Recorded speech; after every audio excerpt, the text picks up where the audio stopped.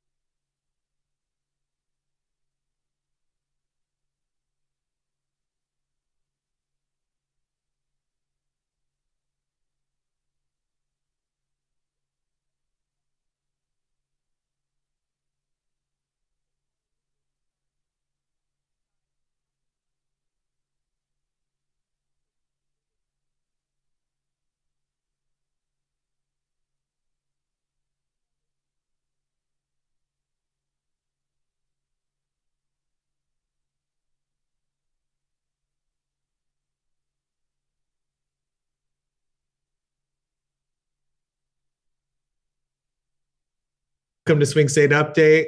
My name is Tyler Boyer. Happy to join you from beautiful Wisconsin, where we are every other week, training staff between Arizona, Wisconsin, and so many other states. Happy to be back finally from People's Convention. We talked about this last week. What a wonderful time we had there. And we introduced last week our new spokeswoman at Turning Point Action, Caitlin Sinclair, who's joining us also remotely. Caitlin, welcome to Swing State Update. Good to have you. Awesome to be here. Caitlin has been just working her tail off, both doing stuff for the president and then obviously also here now at Turning Point Action. And so we're so thrilled to have her. It's just a great time. Caitlin, what's going on? How are things in New York? Well, I can't say I'm broadcasting from beautiful New York because I tripped over 10 bags of garbage on my way out this morning, and pretty sure I ran into like 10 illegal migrants as well. So not so beautiful at the moment. You tripped over 10 illegal aliens on your way to the garbage.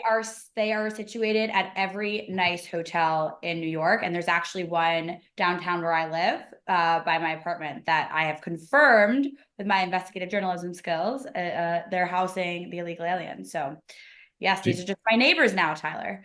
do they let illegals into the club that they kicked you out of? Probably, yeah. And if I called myself a liberal, dyed my hair purple, and all of that, I think I'd be allowed back in. This is the news of the week. Caitlin got kicked out of a club for being too cool. Was that what the set? Here it is. There's the New York Post article. I'm gonna share it to the chat. We gotta throw this up. Are you cool talking about this, Caitlin? I can talk about it now. Yes, Oh, you can talk about it now. Are I you had in to a cool off a little dispute bit. with them? What'd you say? I said I had to cool off a little bit, but Oh well, the Daily Mail wrote an article, and the headline was "Glamorous Conservative Reporter Gets Kicked Out." So I was like, oh, I'll take that. That works for me. they kicked you out for this picture that says you're here because your dad's not queer. I mean, that's just science. So I think what happened to me was a microcosm of what's happening across the country right now, Tyler, right? So you have these leftist organizations that claim to pride themselves on diversity, but it's not real diversity. It's only diversity when it fits their agenda, right? So this post I posted on Father's Day was rooted in a scientific and biological fact, which is that it takes a man and a woman to make a baby. And we know the left doesn't like science, right? Or common sense. So I shortly after received a call from this members club, which is just shy of $4,000 a year that I paid the fee for. And they told me I was no longer welcome at the club and that my membership was revoked because my politics don't align with their values, which, you know, we're in the middle of Pride Month. The club has actually been hosting some Pride events, a drag queen brunch this past weekend. I guarantee if I tried to pitch a MAGA themed brunch, it would not have went over well. So this story, though, I don't think it's actually about me, and it's not about the post or this club. Tyler, I received thousands over. I added it up over the weekend between the emails, the direct messages, and look at the comments on this New York Post article alone. Thousands of Americans reached out, strangers, to thank me for being a conservative voice, posting bold statements because they feel like they can't. They feel intimidated. They're fearful to post their conservative and Christian beliefs and values. And to me, this incident that happened to me a few days ago just speaks to the silent majority that is in this country right now. And it was really eye-opening. I have to say, it was really eye-opening, the level of support I received over the weekend. And it just shows that the silent majority is alive, it is strong, and it is so much larger than even I anticipated. And that is what I think the story is. Yeah, but Caitlin, you just posted this bomb picture of yourself. It was like literally model quality picture of you holding a sign that just said, your dad's here because he had sexual intercourse with a woman and therefore you came to be like, this is, and you got kicked out of a club for that. I did. If you're, here's what's like mind blowing me. I was thinking about this after you posted that. I was like, if you put something like, your dad's great because he cross dresses and, you know, you're a child of surrogacy, they would have been like, let's refund her. Let's refund her club fees. Give her VIP status. Let's give her Tyler, free tables. There's members that have attended pro-Hamas rallies. There's members that are constantly calling on Donald Trump to die. There are members of that specific club that have praised this anti-police rhetoric over the past few years. Yes, and no one else gets kicked out. So again, I think people just can't handle the fact that, you know, babies come from men and women getting together. It's just such a weird thing to get upset about. It's the same side that continues to say there's more than two genders. So I don't think we should be surprised. A little bizarre. All right, well, let's get on with things happening in the swing states. Today, we're going to talk a little bit about Florida. Is Florida still a swing state? We've got some reason to believe it's not, and a lot is thanks to Trump in the Trump era. Two, we want to talk today about the Nevada alternate electors case. We'll talk about how that got thrown out, what that means for some other states, including ours in Arizona. Three, we've got 49 states hand out voter registration forms without proof of citizenship. There's new information on this. So let's get after it. Let's hit into that first. I think we have a clip on Biden talking about Florida being unwinnable due to abortion. Let's hit it. President Biden's campaign says Florida, which went for Donald Trump twice, is winnable in November. The campaign claims abortion rights are a main reason why the state will be competitive. Florida is not an easy state to win, but it is definitely winnable, a winnable one for the president. The majority of people in the state of Florida, they desire to go in a direction that's in a different direction than the Republicans have taken us over the last few years. Great to see you both. Hey. So the campaign is very excited. They think that Florida is going to be swinging again, all because of abortion rights, which, to be fair, has been successful for Democrats in the past couple of years. But is it enough to turn it blue again? Highly unlikely for Florida. I mean, the margins that we've seen, especially in the national contest in Florida, just don't give that indication.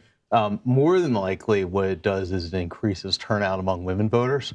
Now, whether or not that becomes a dedicated, a straight ticket Democrat is another question right now. And it seems pretty unlikely. But hey, you know, if they want to put another state in play, I'm sure they love to do that. And Khadija, what do you think? I mean, obviously, money is a factor. They're already pouring money into this state, and now Trump might have to respond.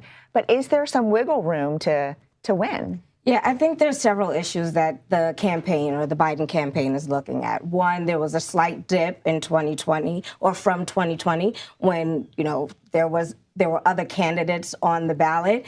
Trump took a little bit of a dip when given the chance to vote for DeSantis and other people. There's also this abortion measure you're talking about. Mm-hmm. This has been a national campaign for Democrats for 2 years now, ever since Roe v. Wade was overturned. So, it would be a safe bet to say that if there's a measure, a ballot, if there's a abortion measure on the ballot, that this will have some voter turnout.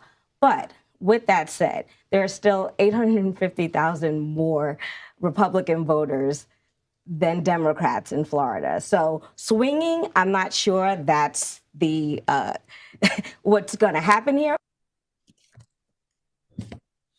All right, so there's the layout. There's the context. Democrats arguing over whether or not they can ever win Florida ever again. What do you think, Kaylin?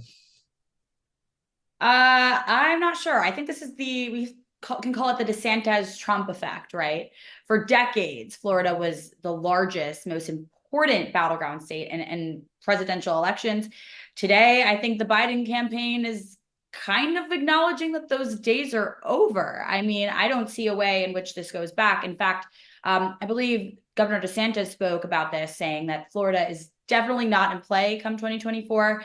And this whole Florida model that we've seen kind of shows a way forward for Republicans to continue to grow as we witnessed yet another disappointing election night outside of a few states. And Republicans have consistently outperformed in these past elections. So I think the Democrats should sit this one out. I don't know.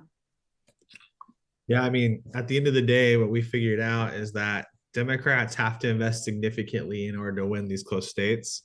And Florida is way too big of a state, which requires tons of investment. So one thing that they brought up at the end there is that there's like a 900,000 voter advantage that Republicans have in Florida now. That is a huge number to overcome for the Democrats, which would mean that they would have to figure out a way to fund overcoming that. And that's, for them, it's just, if they do that, they lose other states. So they lose, for sure, Arizona and Georgia and Nevada, because they can't put all the same. There's only a limited amount of resources that you can put into all these different states. So yeah, Florida's off the map for them.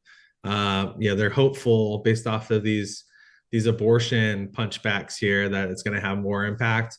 But the polling showing is like it's really popular with women, like they said, but it's not popular with others. And in fact, there's some evidence to indicate that this type of stuff actually is having negative repercussions in the Hispanic and Black community.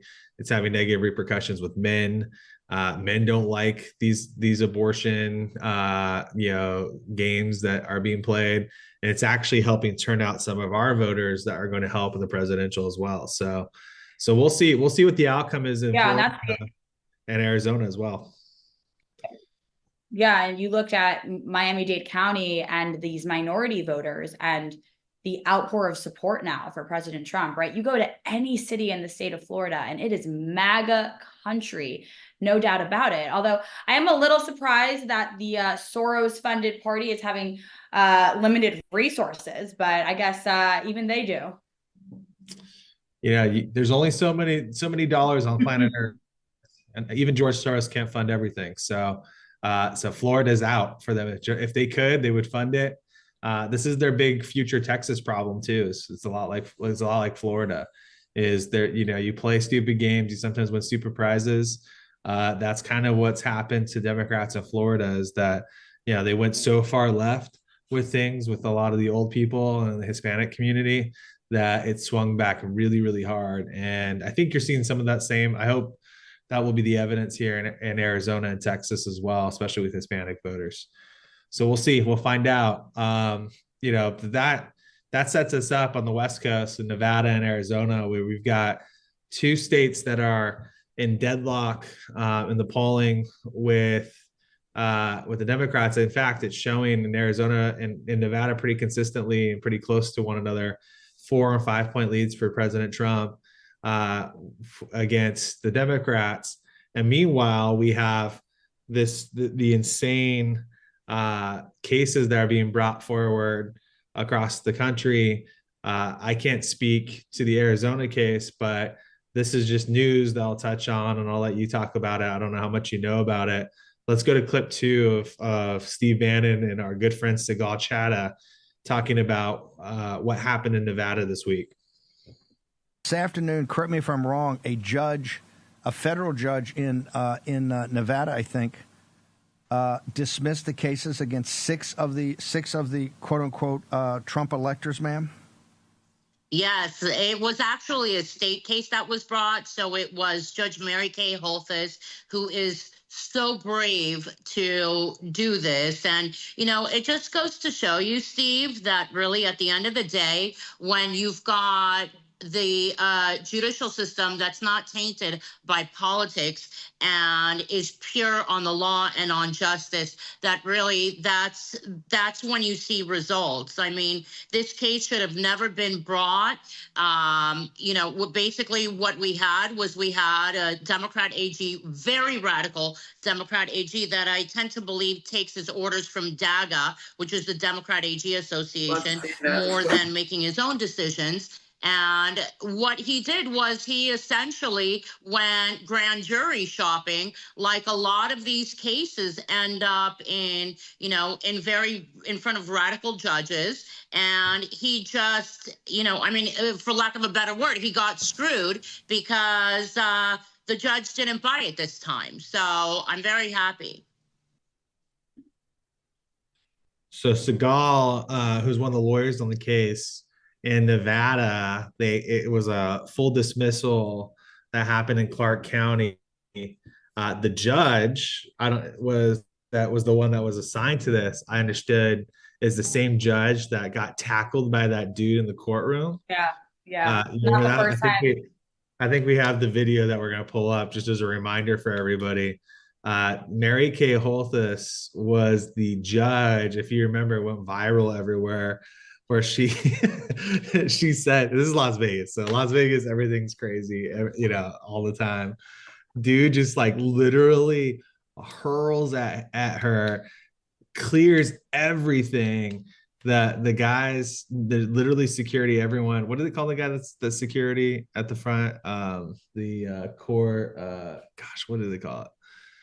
The guy that's supposed to be protecting the judge that's standing up there wasn't even prepared. This dude like literally flew like he was like a pro football player, just like through the air. Do we have that up? Can we play it? Is it ready? Sadie. Yeah, this was...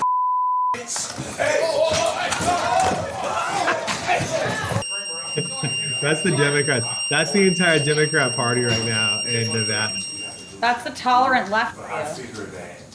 That's the entire Democrat Party right now in Nevada is like coming at. All right, let's kill it. Sadie, let's kill it. That's the entire Democrat Party right now in Nevada is just like coming at this judge because it's so upset. So yeah, so I mean, just to give everybody the heads up, so they dismissed the charges against the 6 alternate electors. Just as kind of a refresher, the electors have been targeted in almost all the swing states. So Michigan, Nevada, Georgia, we know about Fani Willis, Nevada, Arizona.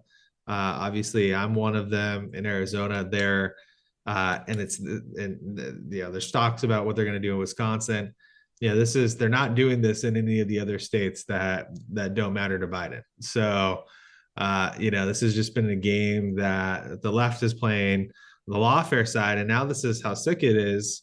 Now they're, coordinating seemingly and working together between these states. And a lot of people have a lot of questions. Well, it's like, where is this coordination coming from?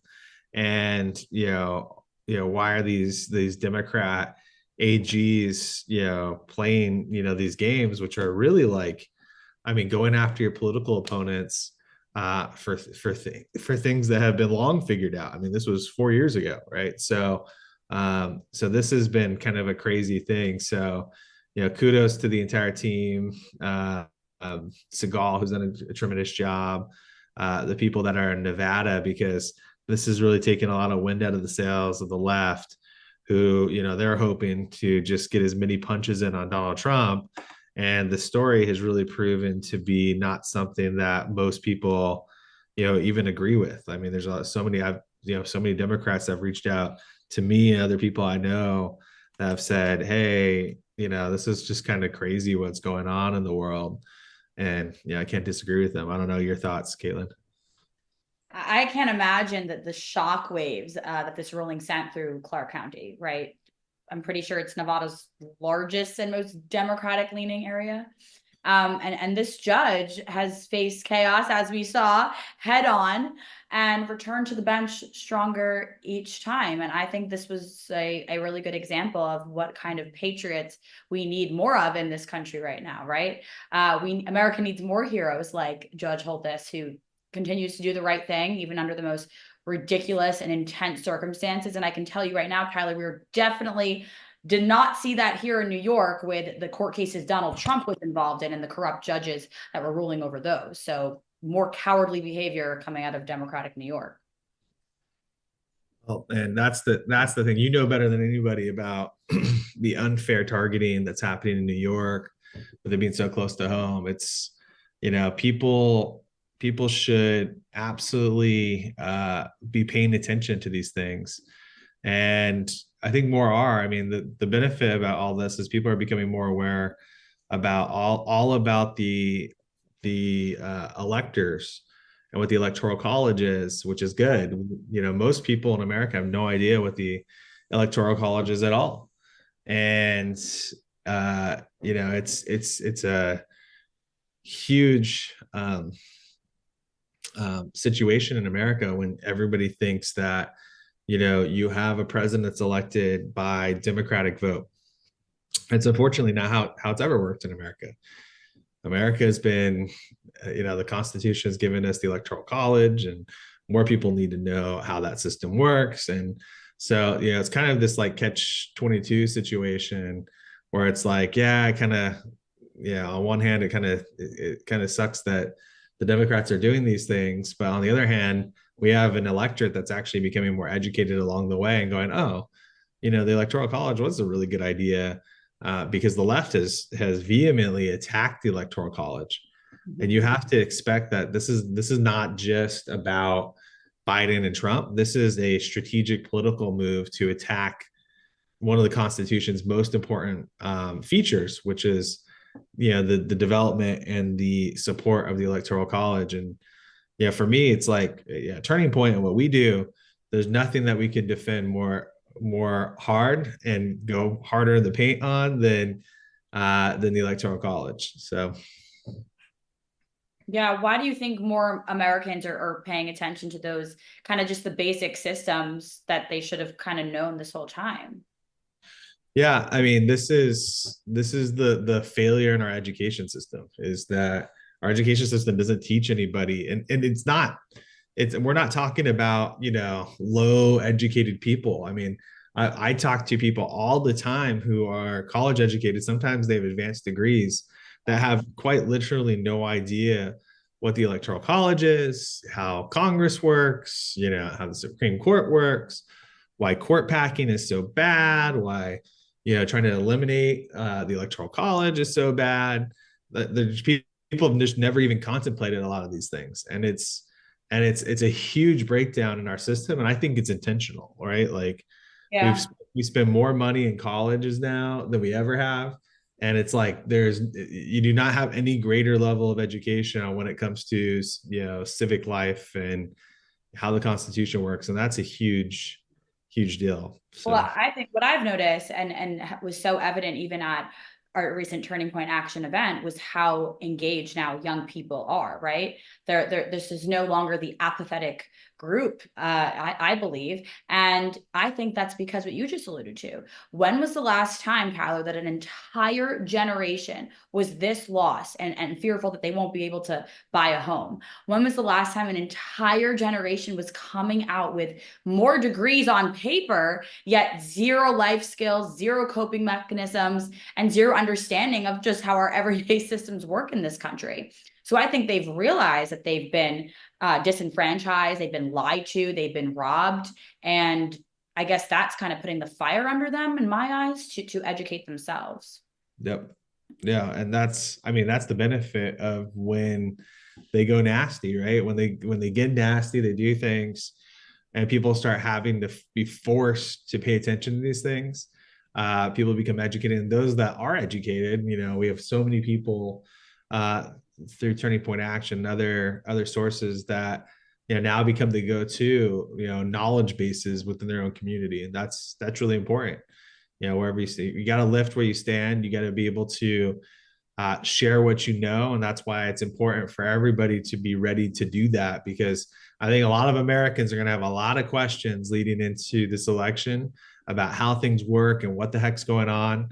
And the more you know, the more you can share, and the more people you can influence and get out the vote. So let's jump right into our third topic, article to throw up here. The New York Post on how non-citizens are getting voter registration forms. Let's throw that up here. This is crazy. This has a lot of home base in New York too, since we have you on here.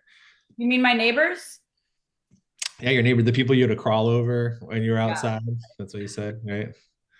Yeah, welfare offices, other agencies in 49 states are providing voter registration forms to migrants without proof of citizenship. This is a federal thing. This is where we have a problem. Congress has got to figure this out. But we're taking in all these refugees, all these asylum seekers, which is a good thing, in certain cases. But we've got all these migrants who are not American citizens. We've got illegal aliens who are hopping the border, and literally hundreds of thousands of people. We have entire stadiums that we could fill up with the people that Biden has led across the border. And these people now are apparently not only getting free services and healthcare and all sorts of things from the federal government, but now voter registration forms.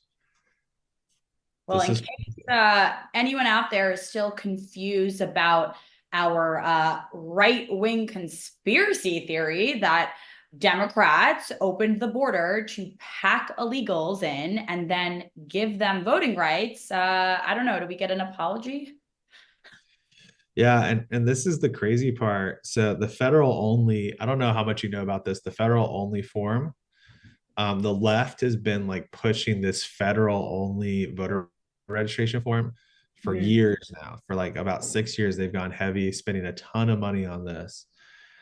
This is what has enabled illegals to get into polling places and voting booths, is because the federal government, the DOJ, is literally sending people to these states to say, hey, you can't stop somebody from voting. You can't force them to provide IDs when they're just voting on a federal only ballot. And what that federal only ballot does is it doesn't let you vote in the local elections and down ballot, but it lets you vote for members of Congress and for president. And so this is insane stuff. This is totally insane. And again, this is where the DOJ comes in. And this is where a lot of people, I'll kind of take it to a different level here. A lot of people are getting really nervous because the DOJ is like inserting themselves into sheriff's departments and into police departments. And a lot of people believe that the DOJ is flexing their muscles at these police departments because they don't want, they want to take over control and then, be able to militarize polling places, particularly in places where there's high minority groups within, downtown areas and everything else, where you've got a ton potentially of these federal only ballots. So So that's a huge issue for America to be aware of. That you've got the DOJ, the Biden DOJ, coming in, really scaring people. We talk about the old school Black Panther standing at polling places scaring people. Nothing scarier than the DOJ, like with armed police, standing at polling places. That doesn't allow poll workers, the flexibility to even do their job, which is, in Arizona, you have to be able to provide proof of citizenship and your ID to be able to vote. So I had this conversation with my colleagues actually and contemporaries months ago, I remember, and the consensus among some of my friends was, oh, well, that won't happen in huge red states like Texas, for example. But in fact, it won't be up to the states here, and that's why I don't know if everyone understands that this is out of anyone's control. It's not up to the state. And my initial reaction is, how do you think Rachel Morin or Lincoln Riley's parent, or that 13-year-old that was just raped in the middle of New York the other day, how do you think those kind of parents are reacting to a story like this? All losing their children, being brutally attacked by these illegal aliens. That's what comes to mind for me. Well, I'll tell you what, we are in a weird time at this point now, where we got months left before this election, and we've got disinformation all over the place. Biden is sicker than he's ever been. Trump and Biden are going to be debating later this week, which I know I'm excited for. I don't know. Are you watching the debate? Are you going to be watching? I'm pumped. We need to have you on hand. I think we're going to be doing our Thought Crime live stream during that. So I wonder if we should, I'll talk to Charlie. I think we should throw to you for a little bit during our pre-show here. So let's do it. Excited to make my first trip to Phoenix, believe it or not. Yeah. Oh yeah. Cause you're going to be there too. That's right. You're going to be in Phoenix during the debate. Yeah. Oh yeah. I didn't even think about that. Yeah. We should invite you in at least for a little bit. But yeah, and then we'll have you in Arizona, the latter part of this week, which is going to be awesome. Just talking and getting ready for so much media that we have coming up here. So excited for that. And you're crushing it already. So pumped. Yeah. I don't know. Give us some of your thoughts. What are some of your last words here? And we'll sign off. Well, I think this week.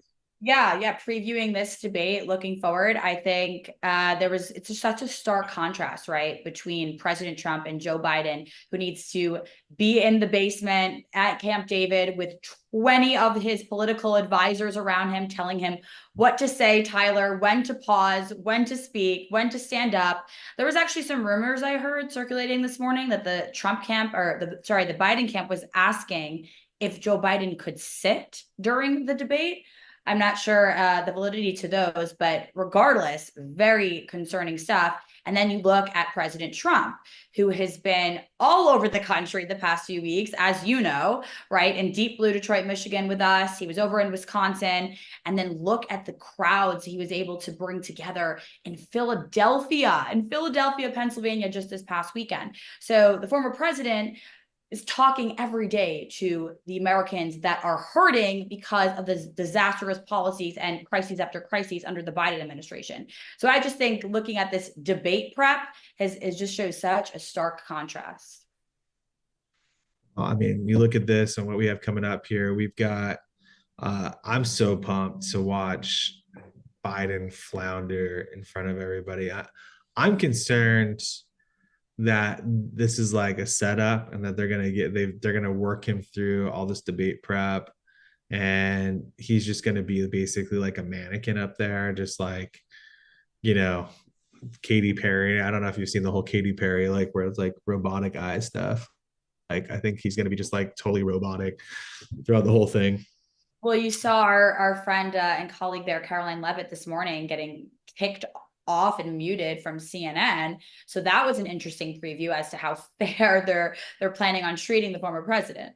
Oh yeah, they're going to play games, but if the president handles it right, no matter what they do, it's going to play in his favor. I do think that the president needs to be careful about going too hard on like attacking his age and his and losing it, because I think a lot of old people are going to be watching. So anyways, we'll see. It's going to be really interesting. I'm excited to have you in Phoenix for the recap, and then we're going to do a ton on Friday, talking about all of it. So it's going to be fun. It's going to be fun. When do you fly out on Friday? I think we booked an afternoon. I wanted to look at some apartments, maybe something like that. Good. Okay. So 2 you're p.m. going to be around. You're going to be around a little bit in the morning. 2 p.m. Sadie? 2 p.m. What's that?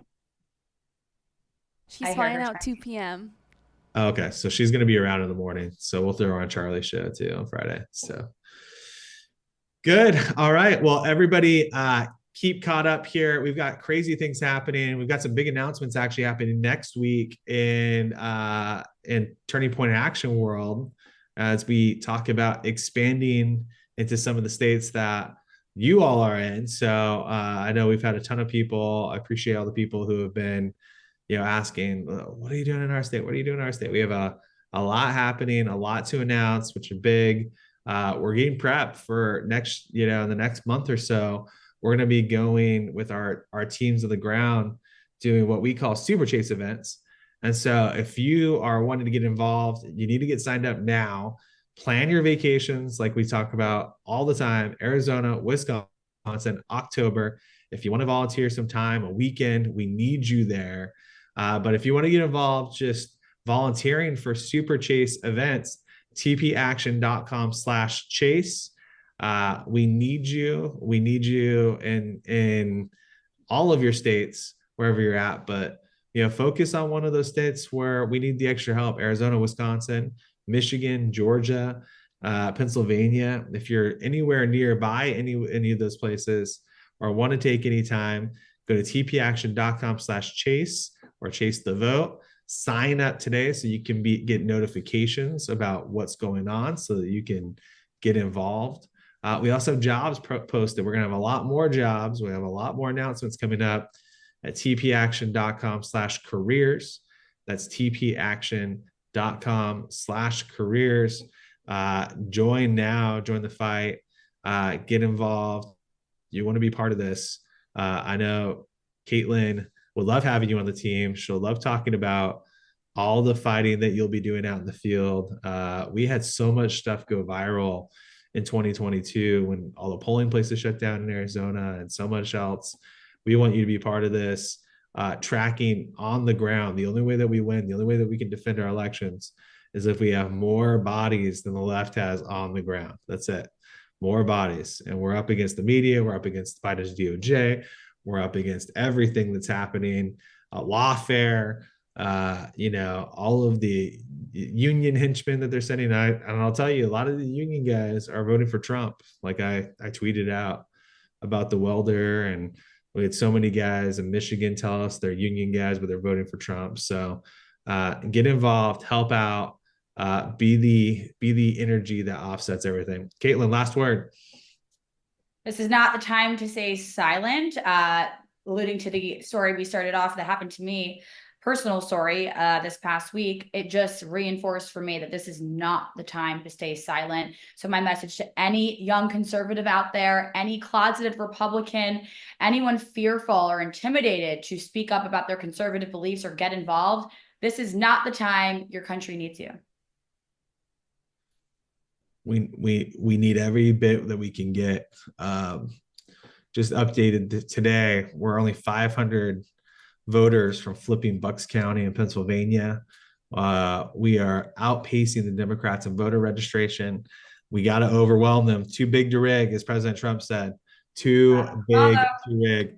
I'm making we're getting t-shirts made that we're gonna welcome you to Arizona with a nice too big to rig whole ensemble. So that's gonna. I can't wait to wear that t-shirt in New York, Tyler.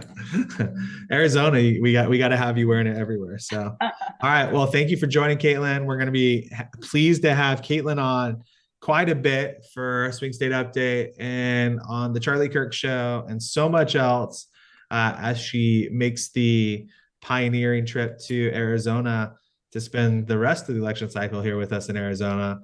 So excited to have you, Caitlin. Thanks for joining. Thank you.